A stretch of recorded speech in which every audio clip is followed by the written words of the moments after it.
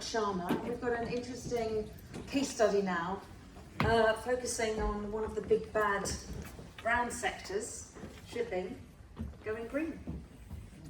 So, thank you, Jenny. The last panel I found really interesting because it's fireside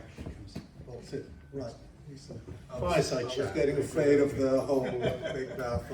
I should stay out of punching distance.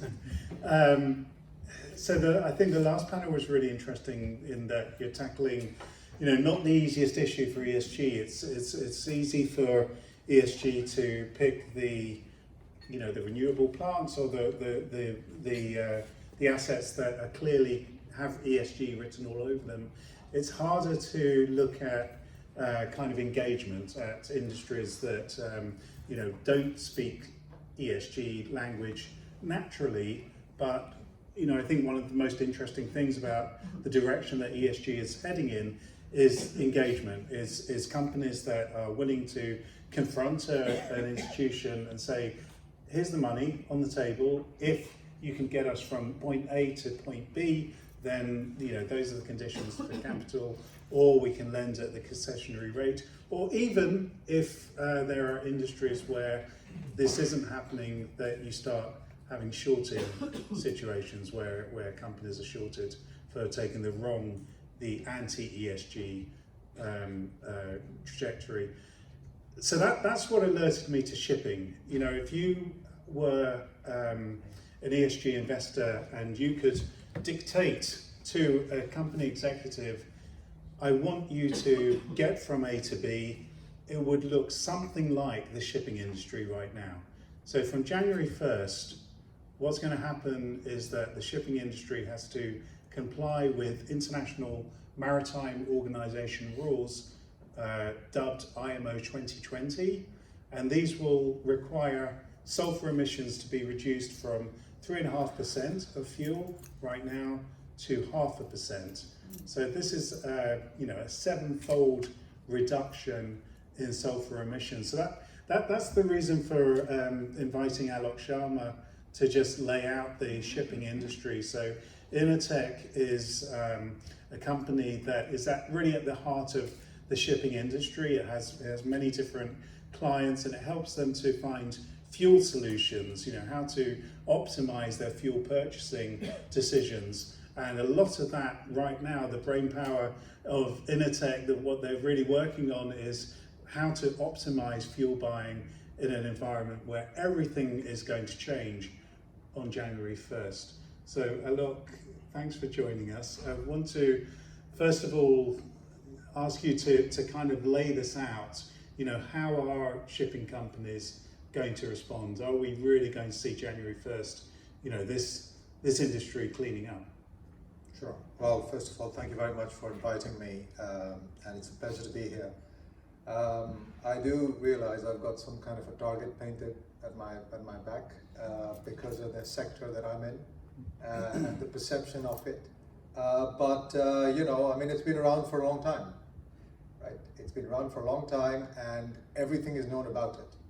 So I guess that's one way that I look at it, that there isn't perhaps a more heavily regulated sector, perhaps a more sector that's been more in the news. So known, how much is known, is it a known devil versus an unknown enemy of some of the new sectors that have come about in the past couple of decades. So that's a little bit of some weasel words, if you will. Coming back to the point of shipping. So first up, I'm aware that maybe people aren't intimately familiar with it. So 90% of the world's global trade is shipping. Whatever you're sitting on, whatever you're wearing, chances are it's being shipped from somewhere.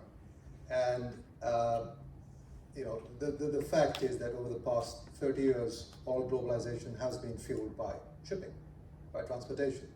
And it's resulted in a lot of social and economic good that we see and that we want more of. Obviously, that has been to the detriment of the planet because of all the emissions that it causes. And now, it's a big issue, and we will address it. So what is IMO 2020? So IMO, for is the International Maritime Organization, which is comprised of about 170 odd countries. And think about shipping as it's global. It's truly global. I mean, we've been talking about impact, and if you think of, if I may borrow the word of impact, shipping uses 3.1 million barrels of oil per day. That's big consumption. I mean, it's bigger than it's double of what Venezuela produces. That's a lot of CO2 in the environment. That's a lot of sulfur in the environment. And also, it is global. By that, what I mean is nobody's problem. Shipping is nobody's problem. Once the ship leaves 20 miles around the coast, it's, every jurisdiction can say, our coast is so clean, our beaches are so clean. Yes, 80% of the voyage happens in what I call the real planet, because 2/3 of the planet is water. So it's important, but it is insignificant. And I'll give you another fact. The shipping cost is 1%. If you bought a pair of shoes, it cost you 60 euros. Chances are that the shipping cost would be 60 cents. It's incredibly cheap, it's incredibly efficient, but we have a planet problem. So that's the context in which I'd like to set the scene. So IMO, 172 countries, they were late to the party, I must admit. It wasn't quick, but they made a decision to eliminate sulfur, most of it, by 80% from the emissions. And that regulation comes into effect 1st of January 2020. So what that means is 80,000 ships that sail around the world that nobody cares about will from one day to the next start burning a cleaner fuel, right? It's a step. It's a journey of 1,000 steps, starts with but one. But I've been in this industry about 25 years. I haven't seen any other regulation or any other agreement, any other pact on an industry level, not at a government level, that touched so many jurisdictions and had such a big impact. I mean, we literally just cut 80% of the sulfur emissions overnight. So that's the context in which shipping is sort of late to the party in terms of investor interest, but in terms of the significant change, it's accepted the mantle, and it's not easy. These things, obviously, there is an impact on individual businesses. The bill is about 60 billion, right? Combined industry bill is about 60 billion. If you think about the oil trading and the refining segment and the end consumer, so the entire value chain, it's about 240 billion. So everyone is doing their share in improving things, and we just think that although shipping does not pitch itself as, let's say, traditional ESG type investment, there are companies there that have to think long term. At the end of the day, ESG is, in my limited understanding, it's about thinking the long term while balancing the short term, right? Think about it from a ship owner's point of view. A ship that we build sails for about 30 years, right? The ships that are going to get built in the next decade are going to be around when we reach the 2050 Paris targets, or 2050 Paris goals. So long-term thinking is ingrained in shipping, and that's what IMO 2020 is. Okay, so I want to focus on maybe some companies that people might know of. And by the way, if anyone, I'll just kind of glance every now in the audience, so if you do have a question or you want some kind of clarification, just let me know, just put your hand up, because it's quite a complicated area. But some of the big shipping companies that we might know, Maersk, for example, how are these giants of the shipping industry coping with this? Because you mentioned, the $60 billion industry bill that they're facing. This is enough to push, many companies over the edge, I would think. So how are they managing it cost-wise? Is everyone on cue for January 1st? Are there some that are ahead of the game, that really are taking the right steps? Sure.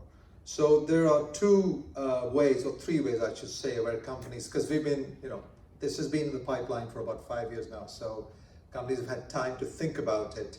And there are three ways that they've tried to deal with it. I mean, the first way is what we call an exhaust gas cleaning system, I know it's a lot of words. What it means is you clean the fumes before you put them out there. Small problem, the kit costs about $3 million a pop. So, you have to fund it, and then you can start to burn what is going to be a cheaper, more polluting fuel, right? But you clean it up before the fumes go up. So that's the industry term for it is scrubber, but it's exhaust gas cleaning systems. That's about 20%. So 20% of the, let's say, consumption is going to be cleaned and addressed like that. The vast majority of them will move to a cleaner distillate fuel. So if you think about it, the fuel that they use is bottom of the barrel, very sort of dense, very polluting, and they will move up the barrel to a cleaner, lighter fuel that obviously has less sulfur as a first pass at this. And then there is another sort of, I would say, so this covers about 80%. Between these two, they cover about 80%.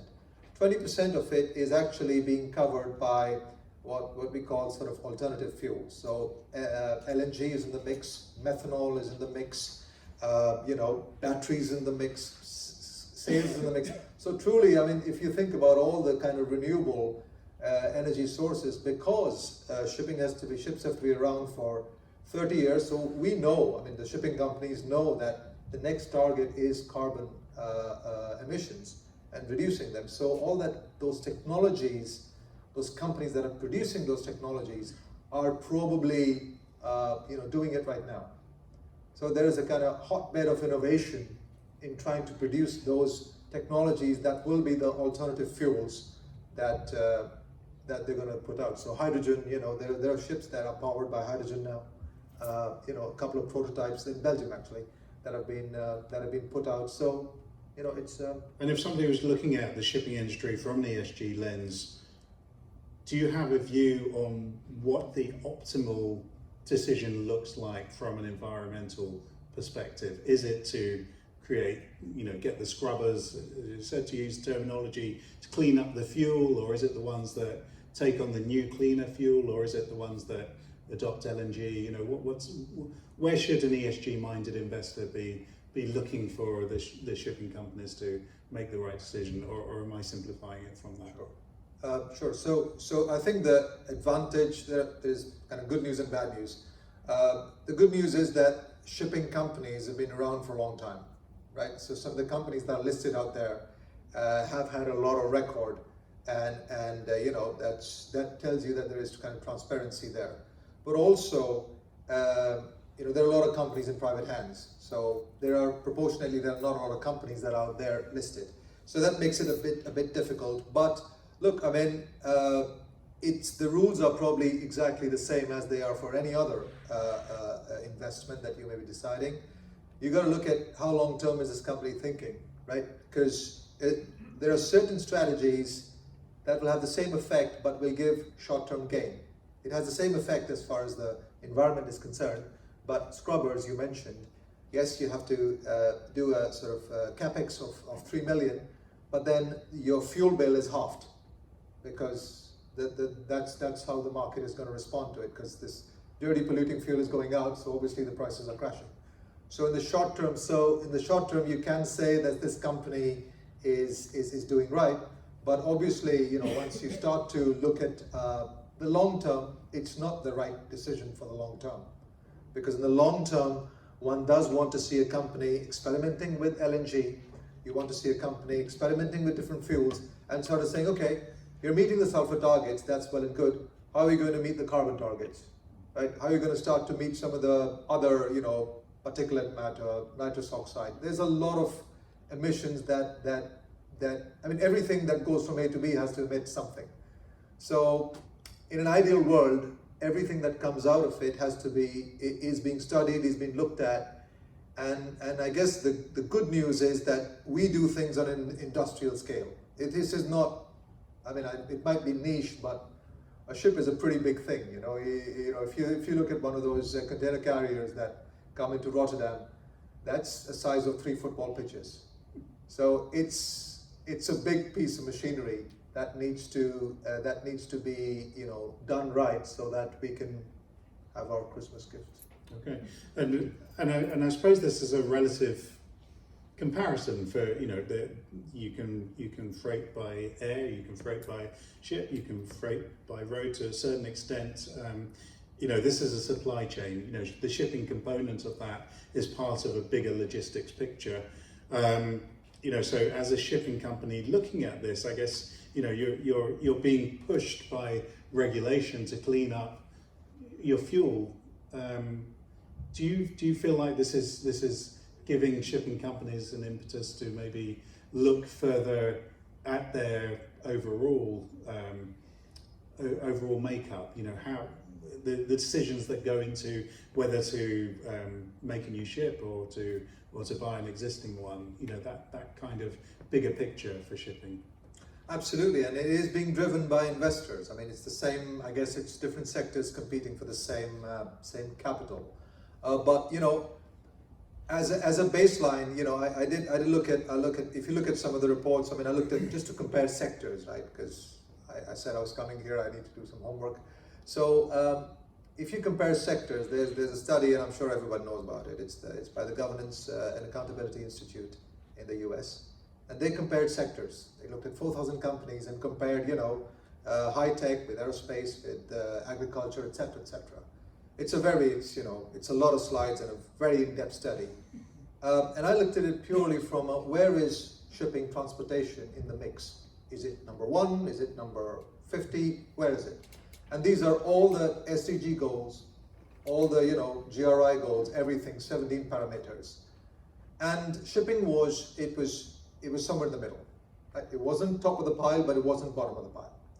Now, and it was actually leading in some of those social good sectors, right, of the real sort of eliminating poverty, you know, world hunger, clean water, you know, the real sort of basic sort of problems that one has to deal with.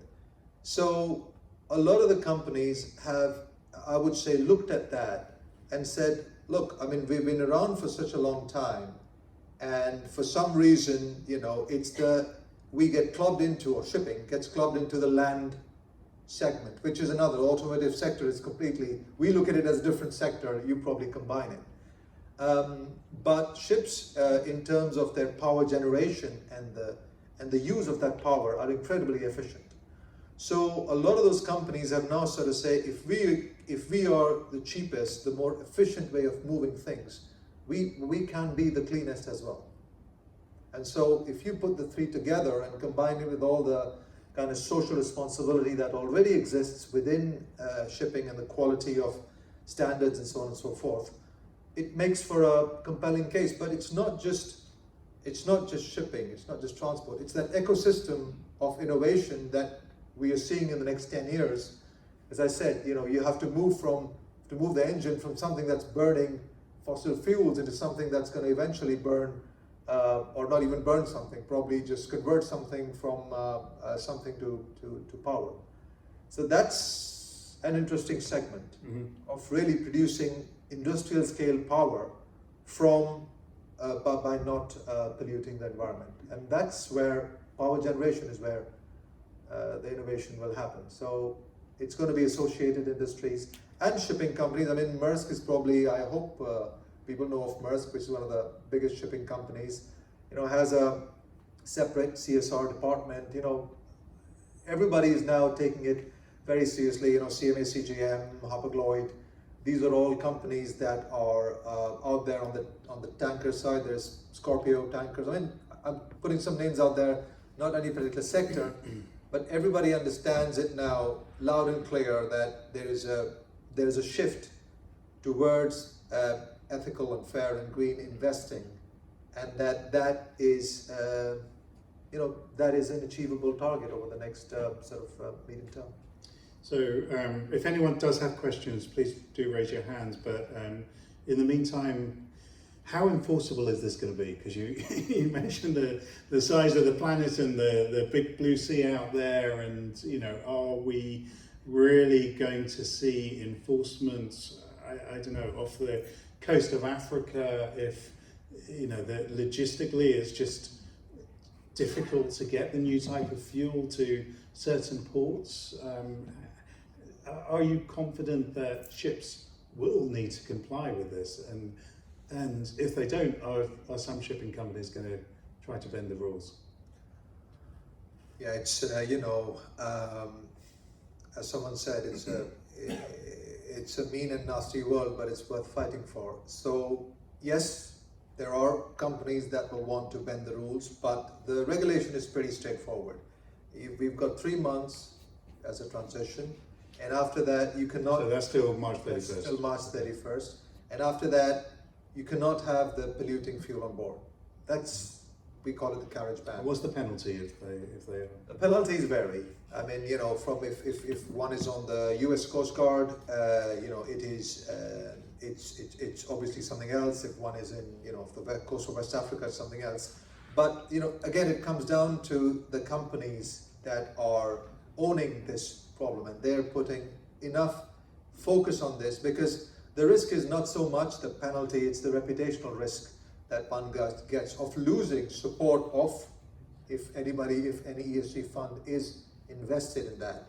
So I think the reputational risk of any such thing far outweighs any sort of short-term monetary gain that one might get, because news travels fast, and you do not want to be associated by that for that incident, because even if it was human error, it will be construed as you decide to break the rules. So they're pretty strict in terms of, because it goes deep down. It goes into crew training. It goes into the adjustment of the engine on board the ship. So there's a big plan. It's not just another rule that we have to comply with. There has been a 5-year sort of exercise to make sure those behaviors are embedded with crews. But as with everything else, folks are going to try and bend the rules, but not for the long term. Nobody is expecting this to be a long-term strategy. Okay, we have a question at the front. Yes, sir. Okay, I speak. One of the things that I've heard is so it sounds like there are quite a lot of costs associated with sort of this transition, but I mean obviously the impact is quite large too. Was there much pushback from the industry in terms of getting this passed? Was there how was that dialogue? So IMO, that's why I put this. I think it took a long time. I think there were discussions from 2013 until probably 2016 before they actually. It was 3-4 years. This is another step in the right direction. So if I go back in history, we were polluting at 8%. The sulfur levels were 8%. We regulated to 5%, then 3.5%, then now 0.5%. So, but it's never been introduced as a cliff edge. What I call a cliff edge just means one day to the next, the regulation fits in. So it did take a long time, simply because there are 172 signatories to the IMO Pact, and everyone has one vote. And so there was a lot of industry dialogue. There were a lot of studies commissioned, and it was also shipping is the consumer, but the production gets affected. But if you think about it, this new product has to be refined from somewhere. It has to be shipped to somewhere for it to be consumed. So it's a big disruption, not just of shipping, but also of the refining and the trading segment.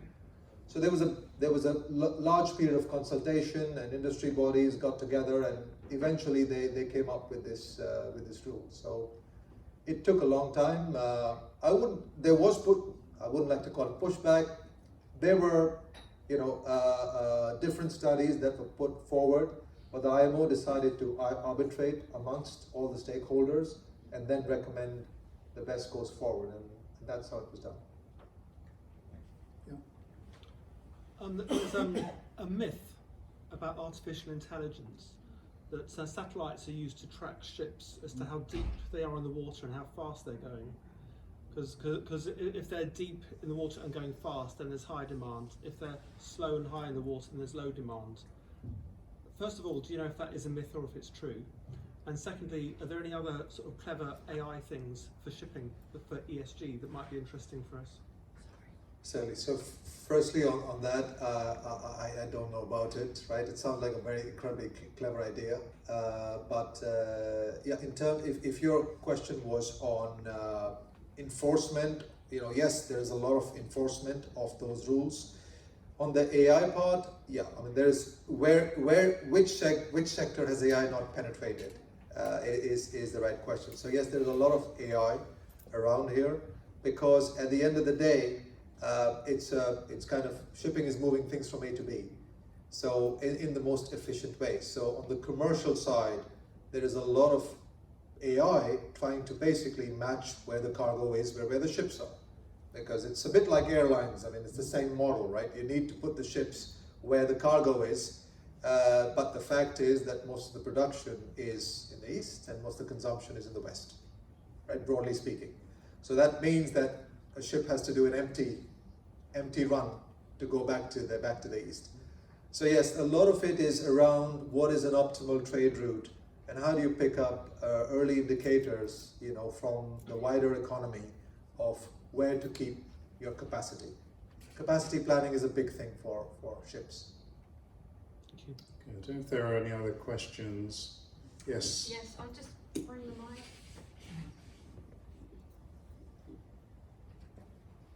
Thank you.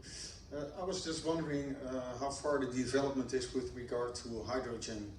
You mentioned it, and this is clearly a clear source of energy. Maybe you can elaborate a little bit on that. Sure. Sure, I do not know the details, but I do know that there's a company called CMB, which is based out of Belgium, and it's privately owned, and I think I know the CEO. But yes, so they put out a hydrogen-powered vessel, and so they've, you know, that's as much I know about it. I could probably talk to you offline and send you the details of it, but CMB is the one that's put out a hydrogen-powered vessel, and you know, I heard a talk from an incredibly talented engineer about how that was working out very well for them. So yeah, I mean, we are in the domain of alternate fuels for the carbon targets, and that's certainly in the mix. Any more questions? Yeah. What about speed reductions for the boat?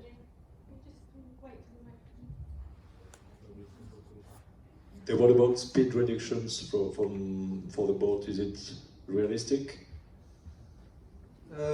It's so in my sort of you know, humble opinion, it's a good idea, but you know, it's a bit like carrying around a loaded gun. You know, I mean, it's because at the end of the day, the ship will try to meet the demand that is generated for it. So a ship has to be at a particular place at a particular time. So one cannot mandate a speed limit. It's hard because of weather and various other things. So it's really, really tricky to try and regulate the speed of a ship. That's just my view. I think it is better to take a long-term view and eliminate these things straight away. You know, I mean, we have enough alternate power generation sources. It will take a bit of time, but you know, we have the next decade to sort this out in terms of the long-term fix. So I would probably try and think that is a better way to go than to try and regulate the speed of the ships. Okay. We've Maybe. probably got time for one more question. If not, I've got one final question, which is basically, who are the biggest beneficiaries of this new legislation? You know, it's in the short term, at least, not the shipping companies who are having to fork out billions of dollars. You know, maybe it's some components of the shipping industry that are supplying the new fuel, testing the new fuel, and I'm also thinking in terms of geographies, because you know, around the European coast, we're lucky enough to have the 0.5%, I believe, emission reduction levels right now. But you know, in the rest of the world, apart from North America, that doesn't exist. So they're going to see a big health benefit, I presume. You know, what's the outlook? Who are the winners?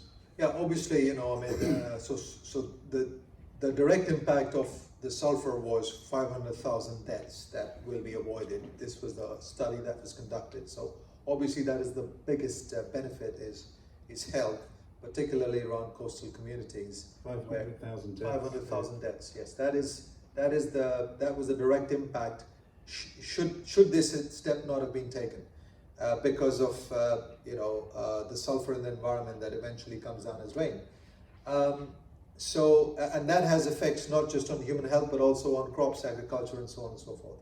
So that is obviously the clear reason and the benefit of that.